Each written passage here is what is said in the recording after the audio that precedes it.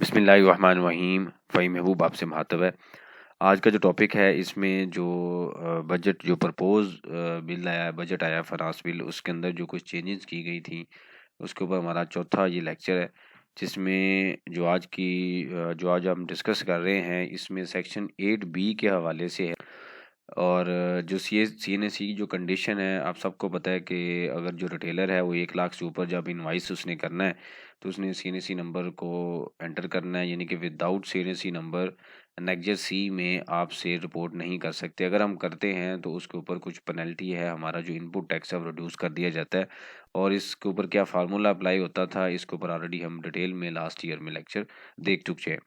अच्छा, उसके बाद आता है पॉइंट के जो डिस्ट्रीब्यूटर या होलसेलर यानी कि अदर देन रिटेलर हैं, उनके लिए चाहे 1 रुपए की भी इनवाइस थी तो उन्होंने CNSE के साथ उसको रिपोर्ट करना है। तो ये कंडीशन सिर्फ रिटेलर के लिए थी कि मोर देन 1 लाख की जो एंट्री है वो आपने CNSE के साथ करनी है। अब चूंकि हमारी जो इकॉनमी है वो भी ग्रोइंग है और उसमें डिफरेंट तरह की जो बॉटलनेक्स हैं, डिफरेंट तरह की इश्यूज हैं, और कस्टमर विलिंग टू एग्री नहीं है कि वो हमें CNSE नंबर दे। वो उसको डर है कि उसका जो CNSE नंबर है वो फेक ना कहीं यूज़ हो, और अगर कोई हमें गलत CNSE नंबर भी अगर कोई बताता था तो हमारे पास कोई टूल नहीं था कि हम उसको वेरीफाई कर सकें। अब ये 2 साल तकरीबन 2019 पे ये रूल आया और इस पे इम्प्लीमेंटेशन रही और इस पे काफ़ी इश्यूज आते रहे। और जो बड़े इश्यूज आते रहे वो ये होता रहा है कि जो पेनल्टी बेयर की है जो टैक्स पेयर हैं, जिन लोगों का जेन्युइन इश्यूज था, जो बल्क रिटेल की ऑप्शन अवेलेबल नहीं थी, तो आईडी कार्ड नंबर अगर यूज़ नहीं करते थे तो काफ़ी बड़ा लॉस भी हुआ है। जिसमें इसकी अगर एग्जांपल हम लें तो फॉर एग्जांपल ये इनपुट टैक्स कैरी फॉरवर्ड अगर किसी रिटर्न में अगर अवेलेबल था फॉर एग्जांपल 2 लाख का, तो यहाँ पे एक ऑप्शन आ रही होती थी जो failure to provide CNSE number के नाम से, ठीक है, उनके एक रो ऐड कर दी गई।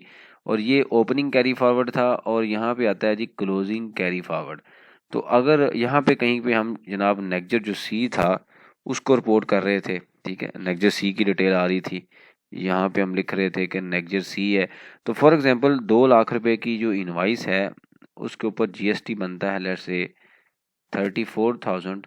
तो हमने विदाउट CNSE नंबर जब इसको रिपोर्ट किया तो यहाँ पे जनाब इसमें एक सर्टेन अमाउंट जो थी उसको माइनस कर दिया था। लेट से हम कहते हैं जी 2,000, एग्जांपल है, ठीक है, ये एग्जांपल है, इसका फार्मूला हम लास्ट ईयर में देख चुके हैं। तो हमारे लिए जो कैरी फॉरवर्ड टैक्स होता था वो 2 लाख नहीं होता था, वो कितना बनता था 1,98,000। इसका मतलब क्या हुआ कि इस इनवाइस के ऊपर हमने 2,000 का लॉस लिया, मतलब 2,000 की पेनल्टी ली, और अल्टीमेटली जो हमारा इनपुट टैक्स है वो रिड्यूस हो गया। या तो हम पे कर दें या जो हमने गवर्नमेंट से लेना है गवर्नमेंट ने उसके अगेंस्ट उसको सेटल कर लिया और हमें 1,98,000 रुपये का इनपुट टैक्स दिया। अब अगर हम एग्जांपल लें तो 2,000 को अगर आप 2 लाख पे डिवाइड करें, ठीक है, तो ये एक अच्छी परसेंटेज बनती है, ठीक है, मतलब एक तकरीबन 1% के करीब जो लॉस है हमें बेयर करना पड़ा, ठीक है। तो अगर जहाँ पे बिजनेस ज़्यादा है और पूरे साल की कंडीशन लें तो एक अच्छा खासा लॉस टैक्स पेयर ने बेयर किया, काफ़ी इश्यूज आते रहे, काफ़ी लोगों ने इसको हैंडल किया, लेकिन स्टिल अभी भी ये वर्किंग मूड में नहीं है, कंडीशन में नहीं है। काफ़ी बिजनेसमैन, काफ़ी लोगों को ये इश्यूज आ रहे थे। तो अब इस बजट के अंदर उन्होंने क्लियरली कह दिया है कि भाई ये जो कंडीशन है ये ख़त्म कर दी गई है। अब मतलब इसका क्या है? इसका मतलब ये है कि भई आप विदाउट CNSE जो इनवॉइस है वो रिपोर्ट कर सकते हैं। तो हमने कब रिपोर्ट करनी है, क्वेश्चन ये है। अब इस चीज़ को समझ लीजिएगा कि इस लेक्चर का असल जो टॉपिक था, एक तो ये इन्फॉर्मेशन थी प्लस एक लॉजिकल पॉइंट है जो हमने अभी स्टडी करना है। आपको याद होगा कि 14 अप्रैल को मैंने एक लेक्चर बनाया था 2022 में, जहाँ पे कह दिया गया कि जो क्रेडिट नोट है वो अनरजिस्टर्ड की भी एंट्री हम कर सकते हैं। इससे पहले अगर हम अनरजिस्टर्ड की एंट्री करते थे तो जैसे यहाँ पे indivisible CNSE failure to provide के नाम पे अमाउंट माइनस होती थी, उसी तरीके से वहाँ पे 6A और 6B के नाम पे IRS पे टैब है जो अनरजिस्टर्ड की जब परचेज हम एंटर करते थे तो वो यहाँ से उसको इनडिविजिबल करता था, मतलब वो भी एक तरह की पेनल्टी थी जैसे आईडी कार्ड रिपोर्ट ना करने की पेनल्टी है। तो ये डॉक्यूमेंट इशू हुआ कि जी आज से आप इसको एडजस्ट कर सकते हैं। अब हमने कुछ लोगों ने क्या किया जी, एडजस्टमेंट एंट्री कर दी, क्योंकि उनकी तरफ से एक SRO या जनरल ऑर्डर नंबर इशू हुआ है, तो गवर्नमेंट की तरफ से इशू हुआ है तो उसका मतलब ऑथेंटिक चीज़ है। उसकी बेस पे टैक्स पेयर ने अनरजिस्टर्ड की जो एंट्री थी उसकी एडजस्टमेंट करनी शुरू कर दी।